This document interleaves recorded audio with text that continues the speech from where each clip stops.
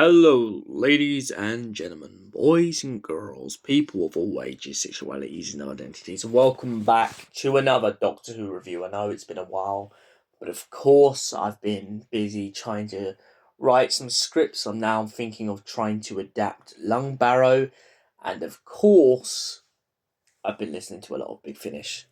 So, Doctor Who Unbound, A Storm of Angels. What is the story about? Well, last time we left off in the Doctor Who review, we talked about what if the Doctor never left Gallifrey. And of course, in that situation, the Doctor became a writer and imprisoned himself in a kind of TARDIS that his Uncle Quentis had been forcing him by a spirit ghost that he should never leave the planet. However, in this iteration, we follow on from the same Doctor in that universe, and essentially he does eventually leave home. Now, the good thing that was answered in this story was what exactly was happening with the whole Two Susans business. Well, essentially what happened is Susan told the Doctor, after freeing him from the machine of his imagination, she tells him that she is going to remain on Gallifrey, but he can leave if he wants to. There's a big wide universe out there, and he can do what he wants. So, after being rejected by his own Susan, his own granddaughter, he decides to make a copy of her. And this copy of Susan essentially goes off into the stars with him and meets all sorts of different people and planets and places. But in this scenario, we ask the better question. What if the Doctor left Gallifrey? But what if he actually interfered with history itself? And essentially, that's what this Doctor does in this audio. A storm of angels, the Doctor goes off into the stars, and all of a sudden, his own granddaughter, the original Susan, catches up with him after not getting any message back from one of her guards, who pretty much tries to arrest him on the basis of interfering with other life forms and planets. But the Doctor refuses to give in, and of course, he gets trapped and caught in the space lanes, and as he does, he is picked up by Sir Francis Drake on the Golden Hign. But not the Golden Hign exactly as you remember it. It turns out that this Golden Hign is a massive spaceship that is floating through the solar system. Halfway through the journey, the Doctor and the fake Susan watch as Sir Francis Drake has a space war with the Aztecs. Now, all this technology is brilliant and bright and beautiful to the Doctor, but suddenly, after a while, he starts to realise that maybe somewhere along the line, history has slightly changed. The Doctor tries to make the excuse throughout this whole box set that maybe this is just a possibility problem. Maybe he has sidetracked his way through the time continuum and history's just changed around him. But of course, his own granddaughter and the Council of Time Lords make it very clear that nothing in this universe has sidestepped. This is exactly what has happened to the universe.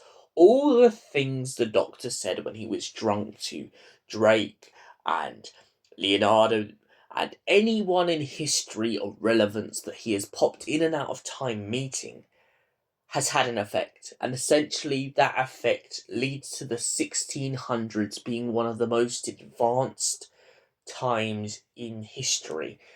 The great empire of the monarchy of Earth has descended beyond its earthly plane and has built a giant space station in honour of Queen Elizabeth I. She has sent Drake off into the distance of the outer cosmos, and he has brought back a bunch of jewels. But there's a massive problem with these jewels, as it turns out all of them seem to be infected with this magical energy. The Doctor soon picks up on it, and so does fake Susan, and soon they realise that anyone wearing the jewels gets consumed by it. But that's not the only worry. As the beginning of the audio, we are introduced to this storm of angels. These angels that seem to be talking to the ship's navigator. The Doctor can't see them, nor can Susan, nor can anyone else, but they know that they are there. And when they get back to Earth, the angels reveal themselves to be established within the gold and the jewellery. It turns out that little to any of the crew's knowledge, the gold and all the jewellery that they took from what they believed to be an abandoned civilization happened to all be part of these angels. The Doctor begins to pick up on the nefarious plot, and although his granddaughter has told him that he cannot interfere, his real granddaughter, the Doctor knows that he must interfere for the better hopes of the future. Whether or not the timeline is to be fixed is another matter entirely, but he could not let these angels bring all these asteroids to Earth and destroy it in a heated chaos.